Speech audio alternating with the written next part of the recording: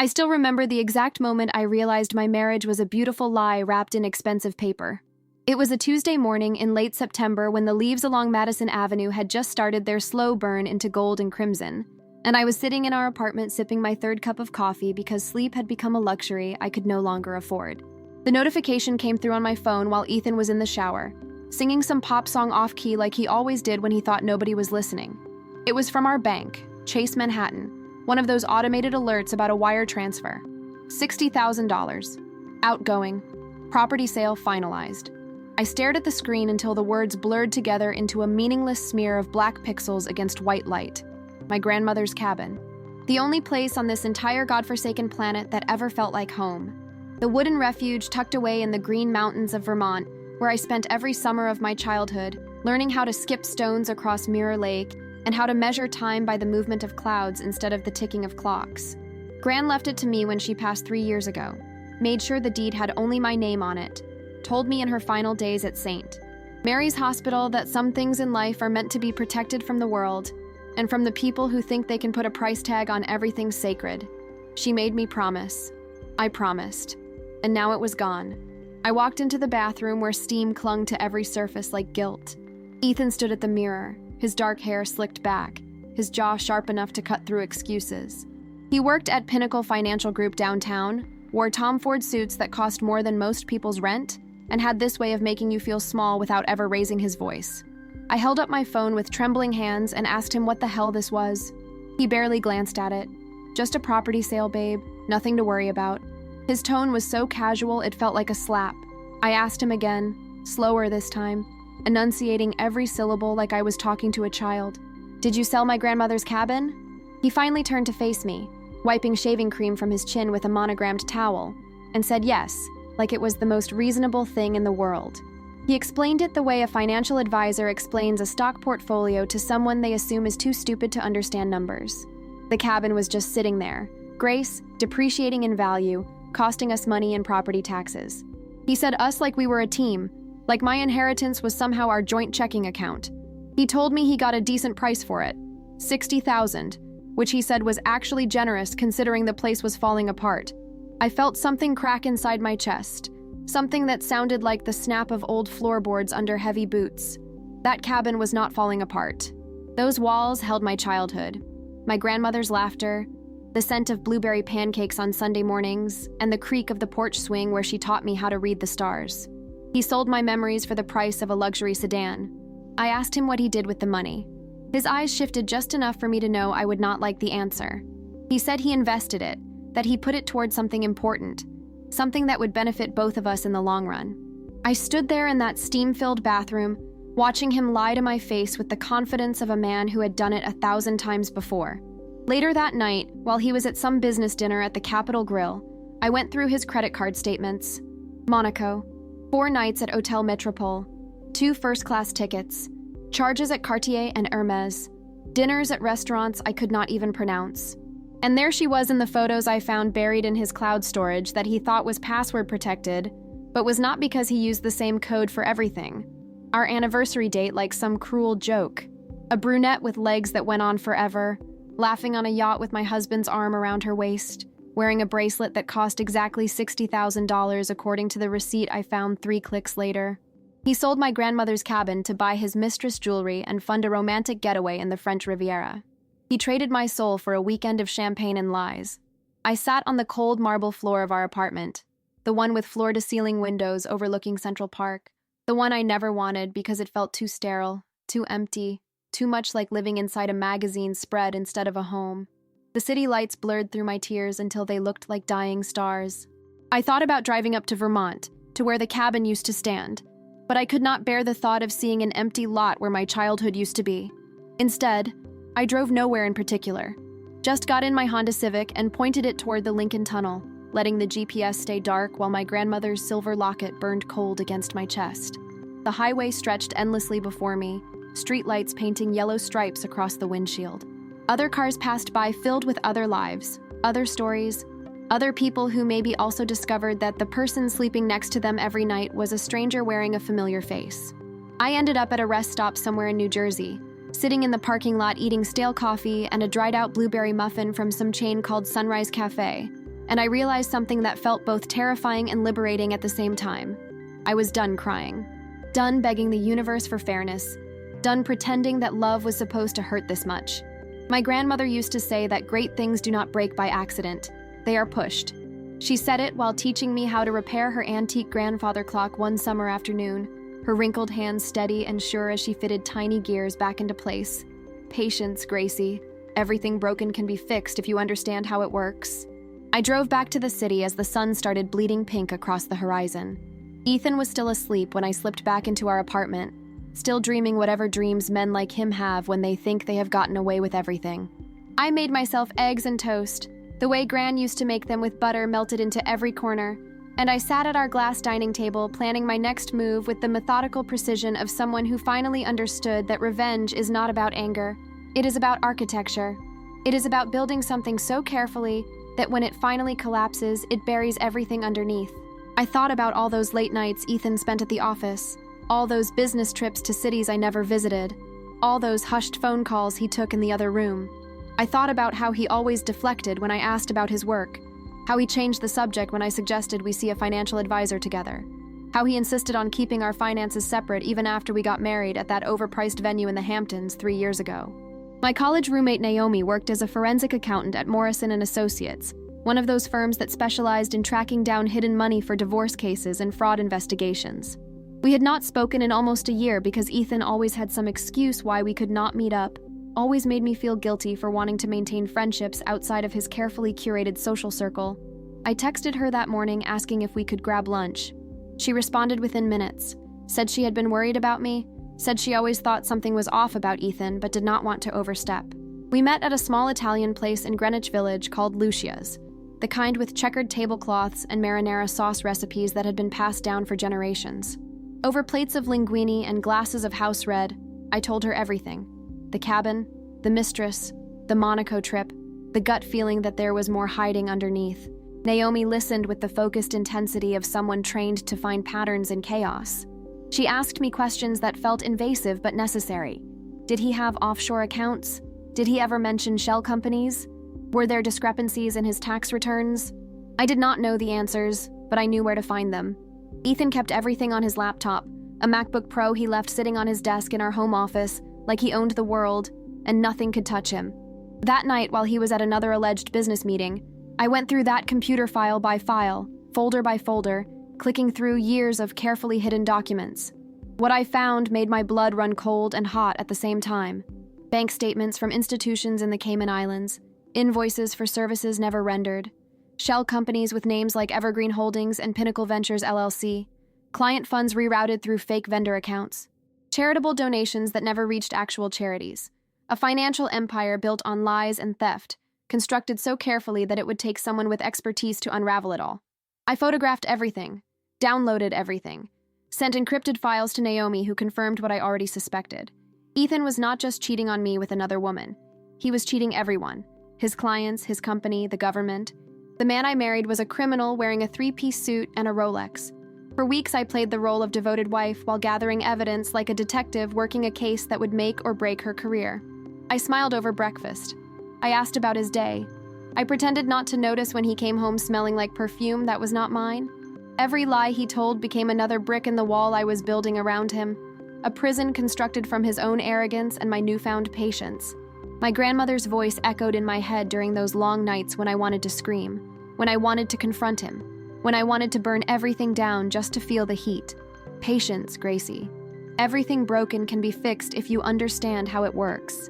Then came the invitation. Ethan wanted to take me to dinner at Azure, one of those Manhattan restaurants where the menu has no prices, and the waiters speak in hushed, reverent tones like they are serving communion instead of overpriced seafood. He said it was to celebrate a major deal closing, said he wanted to share his success with me, said I should wear that emerald dress he bought me last Christmas. I said yes. I bought new shoes. I got my hair done at that salon on Fifth Avenue where they charged $200 for a blowout. I painted my nails the color of blood. The night before that dinner, I sent everything to the Federal Bureau of Investigation through an encrypted anonymous tip line. Bank statements, invoices, email chains, photographs of ledgers. A roadmap of fraud so detailed that even a first-year agent could follow it straight to Ethan's desk at Pinnacle Financial Group.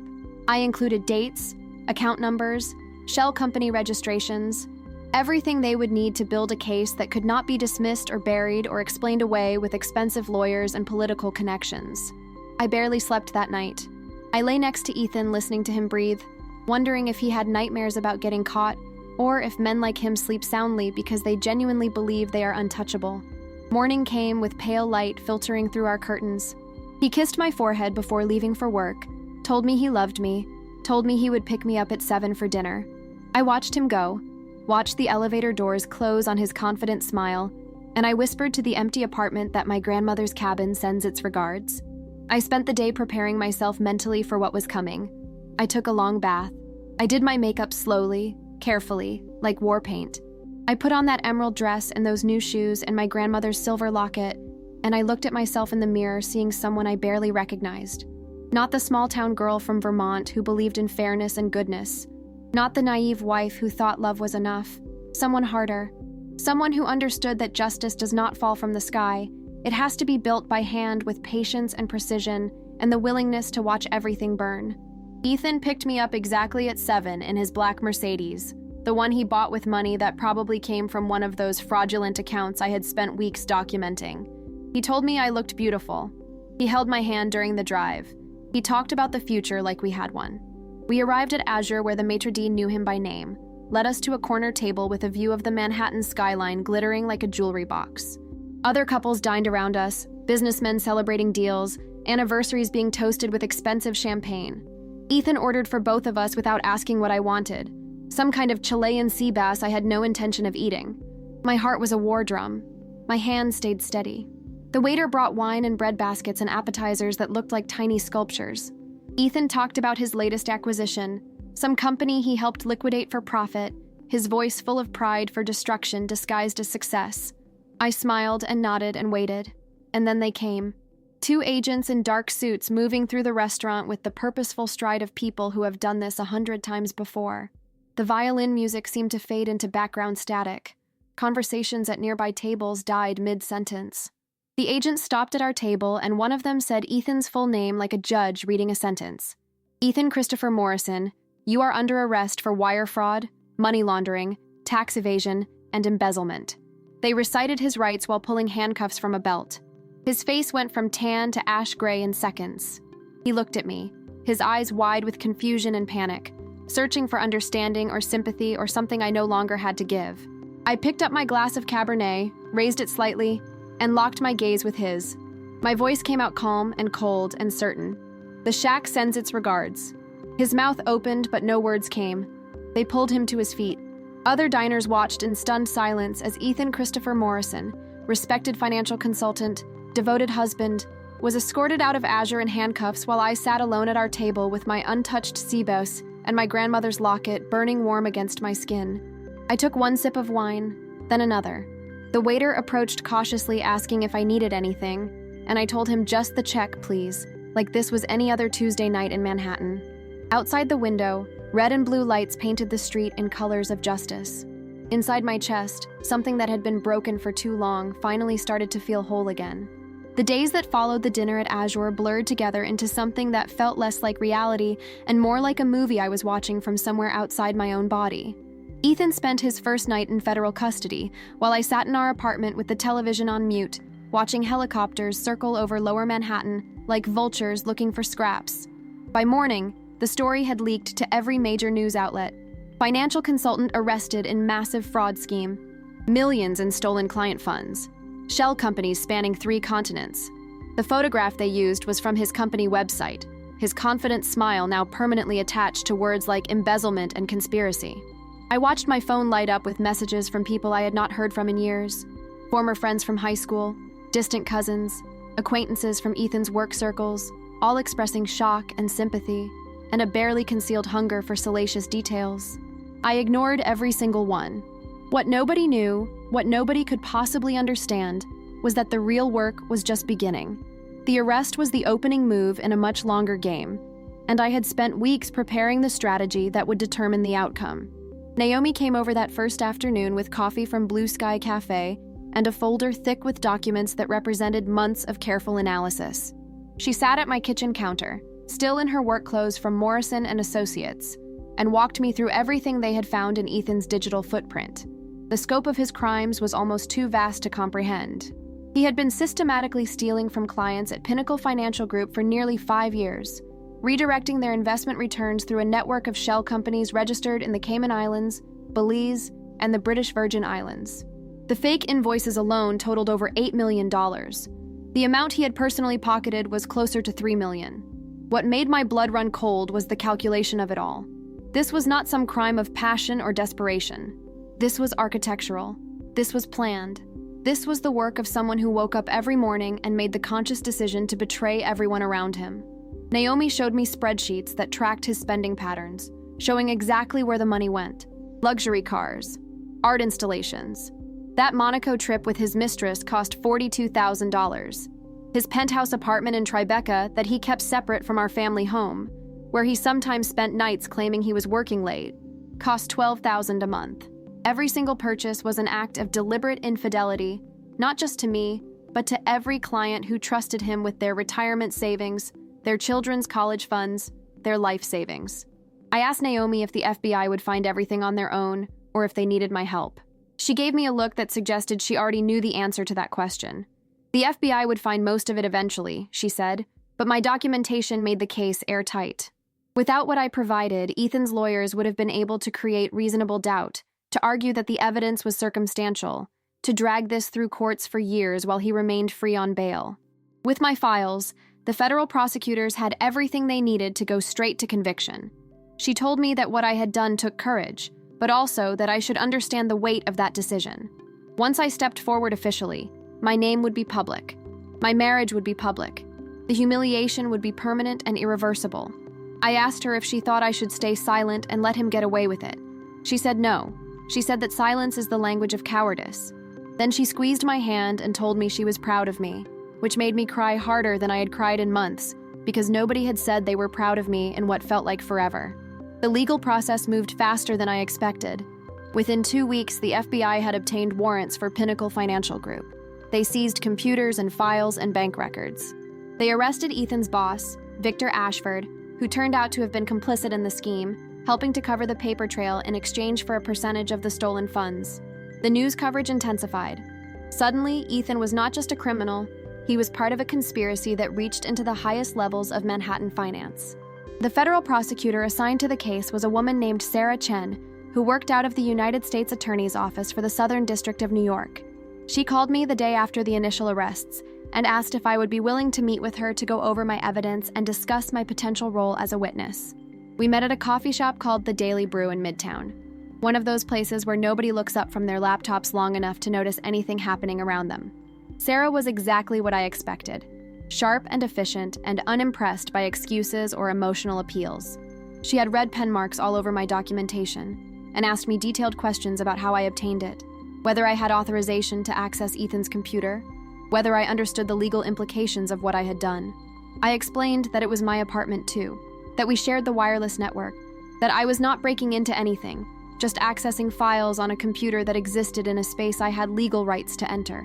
She nodded like she had already anticipated that answer.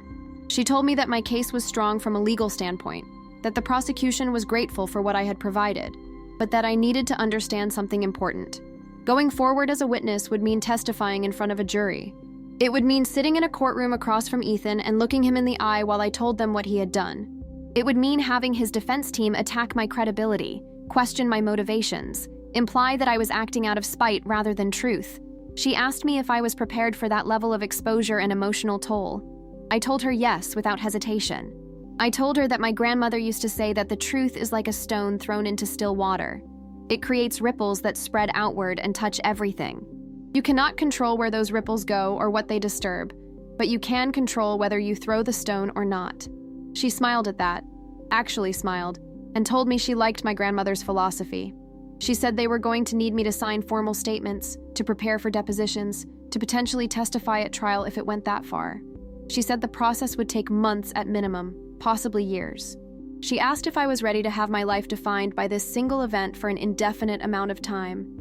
I thought about my grandmother's cabin, about those summer days that no amount of money could ever buy back, about the fact that silence had already stolen so much from me. I said I was ready. The weeks that followed felt like learning a completely new language.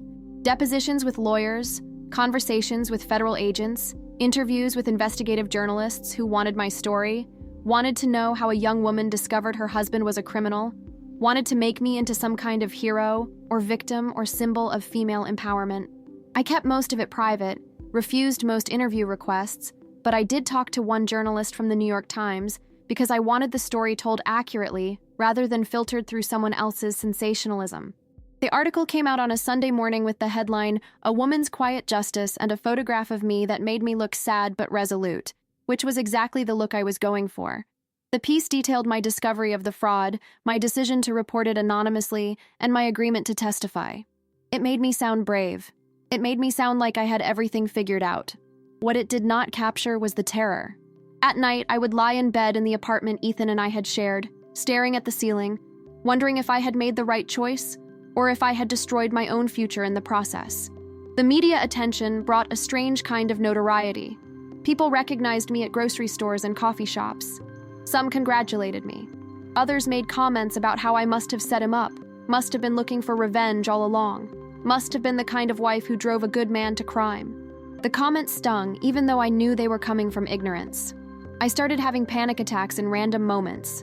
In the subway, at the pharmacy, at a restaurant ordering lunch.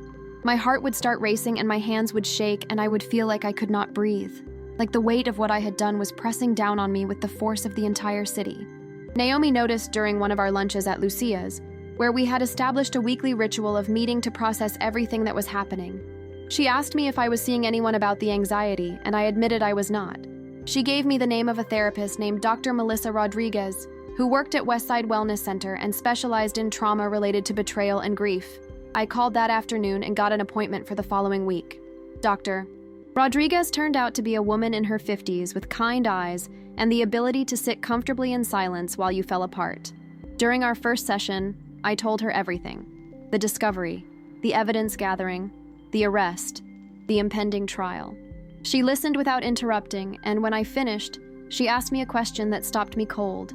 She asked me what I thought my grandmother would think about what I had done. I sat there trying to articulate something I had not fully examined, some core belief that had been driving me forward even when I was too terrified to acknowledge it. I told her that my grandmother would say that protecting what is true is a sacred responsibility, that staying silent makes you complicit in the lie, that sometimes love means being willing to hold someone accountable even when it costs you everything. Dr. Rodriguez nodded and told me that I had answered my own question, that my actions were consistent with my values, and that the anxiety I was experiencing was not a sign that I had done something wrong, but rather a sign that I was a person with a conscience who understood the weight of their choices. She told me to write in a journal every day.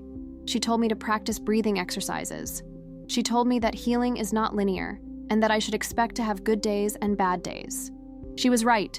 There were days when I felt strong and certain. There were other days when I woke up remembering that I had to testify against the man I had married, and the weight of that reality would flatten me for hours. The trial was scheduled for late spring, 6 months after the initial arrest. During those months, Ethan sat in federal custody with bail denied because the judge determined he was a flight risk. His expensive lawyers tried every motion available to suppress my evidence, arguing that it was obtained illegally, that it was inadmissible, that my motivations were suspect. Every single motion was denied. Every single appeal was rejected. The judge ruled that the evidence was obtained legally and that my motivations, regardless of what they might be, did not change the factual accuracy of the documents. Sarah Chen called me regularly to update me on the prosecution's case and to prepare me for what testimony would be like. She told me that the defense would try to make me seem like a scorned wife acting out of revenge rather than principle. She told me to stay calm and factual. She told me to let the evidence speak for itself. If you are watching this story right now, I want you to know that the truth always matters, no matter the cost to yourself. Please like this video, subscribe to this channel, and activate the notification bell so you never miss a story of resilience and quiet strength.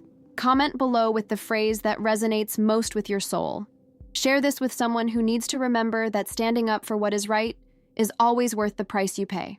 2 weeks before the trial was scheduled to begin, I drove up to Vermont for the first time since my grandmother's funeral. I needed to see the place where the cabin used to stand, needed to ground myself in something real and solid before I had to face Ethan in a courtroom. The drive took 4 hours, and I spent the entire time listening to podcasts about the power of forgiveness. Not because I was ready to forgive Ethan, but because I was trying to understand what it meant to move forward without carrying that weight with me forever. The landscape changed as I headed north, the city sprawl giving way to forests and mountains and small towns where life moved at a pace that felt almost foreign to me after so long living in Manhattan. The road to Mirror Lake was exactly as I remembered it, winding through dense trees and past the old general store where Gran used to buy me cream soda and penny candy. I pulled into the gravel driveway and got out of my car and walked toward the empty lot where the cabin used to be. Someone had cleared away the debris, leveled the foundation, left only bare earth and the ghost of something that used to matter. I stood there for a long time, my grandmother's locket warm against my chest, and I did not cry. Instead, I felt something settle inside me, some understanding that the cabin had never been a place at all. It was a feeling. It was the memory of being loved unconditionally by someone who saw me completely. It was the knowledge that nothing Ethan did, no betrayal, no infidelity, no theft, could ever take that away from me. I sat on the ground in the dirt where the cabin used to stand, and I imagined building something new there. Not a replica of the past, but something different. Something that belonged only to me. A house with floor-to-ceiling windows facing the sunrise. A porch where I could read books without anyone telling me I was wasting my time. A kitchen where I could cook whatever I wanted without someone dismissing my choices. A sanctuary that I would build with my own hands and protect fiercely against anyone who tried to diminish what it meant. By the time I drove back down the mountain toward the city, toward the trial waiting for me, I felt different. Not healed exactly, but whole in a way I had not felt in years. I was ready to face him. I was ready to tell the truth. I was ready to let justice do its work, while I got on with the business of becoming the person my grandmother always believed I could be. The morning of the trial arrived with the kind of cold that comes from March in New York, a sharp wind cutting down between the buildings of Lower Manhattan like a knife through silk. I dressed carefully that morning, choosing a navy blazer and gray pants, wanting to look professional but not cold, competent but not aggressive. My lawyer Sarah Chen had advised me on clothing multiple times during our preparation sessions. "Do not wear red," she said. "Do not wear anything that draws attention to your appearance rather than your testimony. Look like someone the jury would trust to watch their children or their savings or their most vulnerable secrets." I looked in the mirror at my reflection and saw a woman I barely recognized. My hair was longer than it had been when I married Ethan, my face sharper, my eyes holding something harder than they used to. Survival will do that to you. It will carve away everything soft and leave only what is necessary. The courthouse was a gray stone building on Foley Square that looked like it had been standing since the city was founded. A monument to justice surrounded by metal detectors and security guards and the accumulated weight of centuries of legal proceedings. Media trucks lined the street outside, reporters clutching coffee cups from Starbucks, cameramen adjusting their equipment, all waiting for the trial that had already been nicknamed the Gold Digger's Revenge in the tabloids, a phrase that made me want to scream because nobody seemed to understand that this had nothing to do with money and everything to do with truth. Sarah met me at the courthouse steps and walked me past the cameras without allowing me to answer any questions. She had warned me that the media would try to paint this narrative in whatever way sold the most papers, and that my job was to ignore their version of events and stick to the facts as I knew them. The courtroom was smaller than I expected, more intimate, with dark wood paneling and a judge's bench that seemed to rise up like an altar.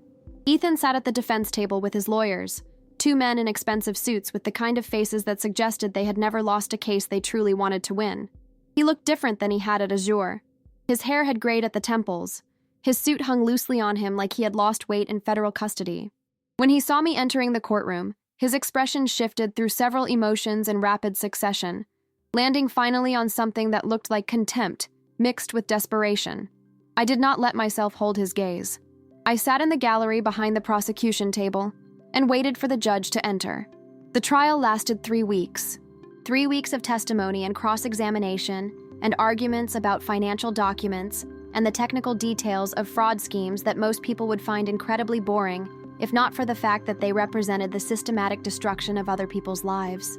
The prosecution called expert witnesses who explained the shell company structure and traced the money flows and showed the jury exactly how much had been stolen and where it had gone. They called clients of Pinnacle Financial Group who testified about their shock at discovering their retirement savings had been redirected into Ethan's personal accounts. They called his boss, Victor Ashford, who took a plea deal in exchange for testimony, and admitted on the stand that he had helped Ethan cover the paper trail because he received a percentage of the profits. Then they called me. I walked to the witness stand, trying not to think about the fact that Ethan was staring at me, that his lawyers were preparing to attack my credibility, that every word I said would be scrutinized and questioned and challenged. Sarah Chen led me through my testimony methodically and patiently, asking me to describe how I discovered the property sale, how I found the Monaco evidence, how I documented his crimes.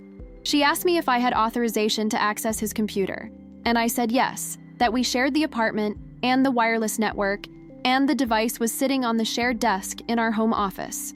She asked me if I had any financial motive for doing this, and I said no, that I had signed away any claim to his assets as part of my cooperation agreement with the prosecution. She asked me if I had done this out of revenge, and I paused before answering because I wanted to be honest about what revenge meant.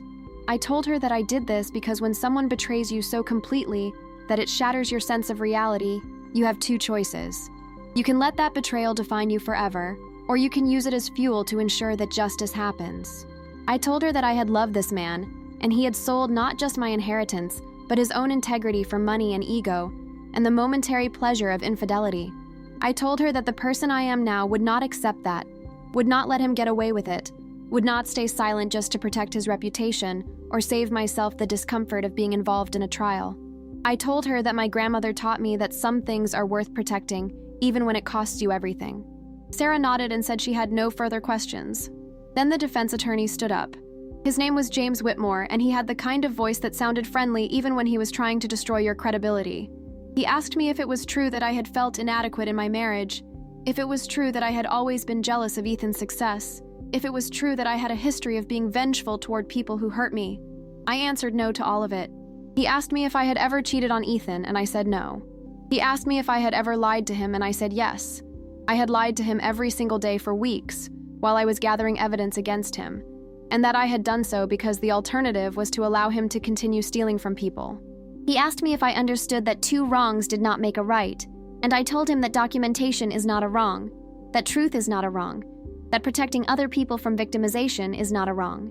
He tried for hours to rattle me, to make me say something inconsistent, to make it seem like my motivations were purely personal rather than principled. I stayed calm. I stuck to the facts. I did not let him bait me into admitting that some part of me wanted revenge, because the truth is that revenge and justice are not the same thing. Revenge is about making someone hurt the way they hurt you. Justice is about ensuring that the system works the way it is supposed to work, that crimes have consequences, that truth matters more than comfort. By the time he finished his cross-examination, I felt hollowed out, but unbroken. I walked down from the witness stand and back to the gallery and watched the rest of the trial unfold from the rows of wooden benches. The jury took 4 days to deliberate. 4 days where I tried to work, but could not concentrate. Tried to sleep, but kept having nightmares. Tried to eat, but every food tasted like ash in my mouth. I went to therapy and talked to Dr. Rodriguez about the possibility that Ethan might be acquitted, that all of this might have been for nothing. She told me that the outcome was not in my control, that I had done everything I could by telling the truth, and that whatever happened next belonged to the justice system, not to me. That helped a little. Not much, but a little. On the morning of the 4th day, the jury sent word that they had reached a verdict. The courtroom filled quickly with reporters and spectators and the people who had become invested in this story for reasons that had nothing to do with the actual people involved. Ethan was brought in from the holding cell where he had been waiting during deliberations. He looked even smaller than he had before, diminished by the weight of what was about to happen. The judge entered and the jury filed in, and the foreman stood to read the verdicts. Guilty, guilty, guilty. Count after count, the word guilty echoed through the courtroom like a bell tolling for the dead. Guilty of wire fraud, guilty of money laundering, guilty of tax evasion, guilty of embezzlement, guilty of conspiracy. By the time the foreman finished, there were 12 guilty verdicts stacked against Ethan's name, like stones building a wall between him and the freedom he would never have again. I did not cry. I did not scream. I did not feel the surge of triumph I thought I would feel. Instead, I felt something quieter and deeper, a settling of something inside me that had been turbulent for too long. Justice had been done. Not perfectly, not completely. But the machinery of the legal system had worked the way it was supposed to work. The jury had looked at the evidence and made the decision that evidence demanded. Ethan was sentenced to 12 years in federal prison, to be served at a minimum security facility in western Pennsylvania. His assets were seized. The money that could be recovered was placed in a restitution fund for his victims. He would lose his professional license permanently. He would spend the rest of his life marked by these convictions, unable to hide from what he had done. As the judge was leaving the bench, Ethan turned and looked at me directly for the first time since I had entered the courtroom that morning. His expression was something between rage and pleading, like he wanted me to feel guilty for what I had done, like he wanted me to somehow undo the truth. I held his gaze steadily and felt the weight of my grandmother's locket against my chest and thought about the cabin and the summers and the person I used to be. Then I looked away and stood up to leave the courtroom. Sarah Chen hugged me briefly in the gallery and told me they would handle the rest of the paperwork and the victim impact statements and all the administrative aftermath. She told me that I was brave and that what I had done would help his other victims understand that they were not alone. The media circus continued for another week or two before the news cycle moved on to the next scandal, the next betrayal, the next story of corruption and crime and the failure of the systems designed to protect people. I gave one interview to The Times where I talked about the importance of holding people accountable and the necessity of supporting others who come forward with evidence of crimes. The article was published on a Sunday, and by Monday, nobody really cared anymore. The story had been told and consumed and moved past like all stories eventually are. I was grateful for the silence that followed, grateful to be allowed to fade back into obscurity. I quit my job at Henderson Marketing Group, a consulting firm where I had worked for 3 years in a position that had never really satisfied me. I used my remaining savings to take a month off work and figure out who I wanted to be now that the trial was over. I went back to Vermont several times, visiting the empty lot where the cabin used to stand, sitting by Mirror Lake and reading books and eating blueberry pie at a diner called Maple Leaf. I sketched designs for a new house, something modern with clean lines and lots of light, a place that would be entirely mine. I talked to contractors and architects and started saving money with the intention of building something on that land, something that would honor the past while creating space for the future. By summer, I had moved into a small apartment in Brooklyn, far away from the Manhattan apartment where Ethan and I had lived, far away from the places where people still recognized me from the news coverage. The neighborhood was artsy and authentic, filled with bookstores and coffee shops and people who did not seem particularly interested in the private tragedies of strangers. I got a job at a nonprofit called Justice Forward that worked with victims of financial crimes, helping them navigate the legal system and understand their options. The work was meaningful in a way nothing else had ever been. I was using my experience to help others, to ensure that what happened to me and to Ethan's other victims did not happen to someone else if I could prevent it.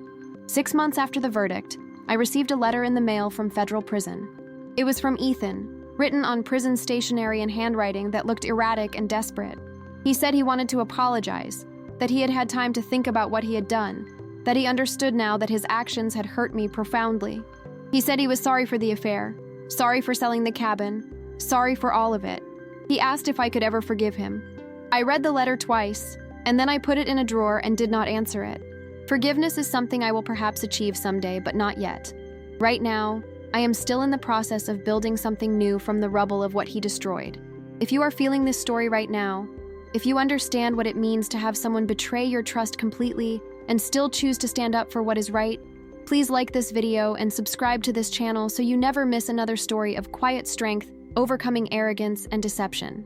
Activate the notification bell and comment below with how this story of justice and redemption resonated with your own journey. Share it with someone who needs to remember that the truth always wins, even when victory tastes like loss. I went back to Mirror Lake last month and sat on the same rock where my grandmother taught me to skip stones all those years ago. The water was still and clear and perfect. I threw a stone and watched it bounce 6 times before disappearing into the depths. I thought about Ethan in prison and about the other victims slowly healing and about the justice system doing what it is designed to do, however imperfectly. I thought about my grandmother and how she would be proud of the choices I made, how she would understand that sometimes the only way forward is to tell the truth and accept the consequences. Then I drove back to the city and to my apartment in Brooklyn and to the work I do helping others survive their own betrayals. I am 25 years old, and I have lived more in the past year than most people do in a lifetime.